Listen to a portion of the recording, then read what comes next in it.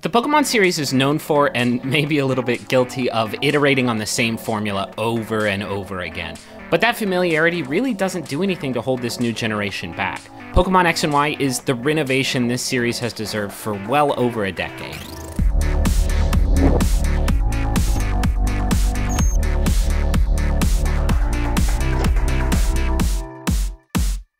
Pokemon X and Y's cosmetic three-dimensional overhaul is the game's most obvious and most overdue change. Every single Pokemon through the franchise's lifetime is presented with a 3D model that attacks and takes hits and feints like an actual thing. The effect really characterizes each Pokemon in a way that the series hasn't done before.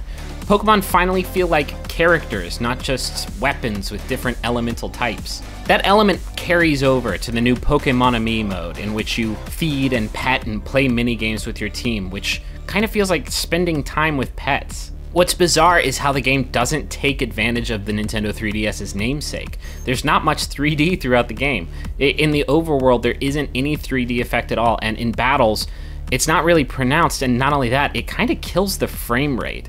The biggest thing Pokemon X and Y has going for it, hands down, is the way that its online multiplayer functionality has evolved.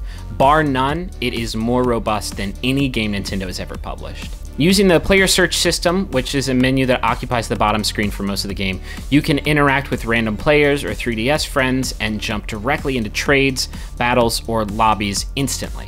The best and perhaps most unfortunately named feature is one called O-Power, which lets you cast buffs on other players like heals and stat increases and XP boosts, which is a really easy way to make new friends. Despite the fact that the plot hasn't really changed all that much over the years, Pokemon X and Y's setting, a Paris-inspired region called Kalos, feels uncharted and exciting. There are hundreds upon hundreds of Pokemon to catch across Kalos, and there's incentive to really catch them all this time around.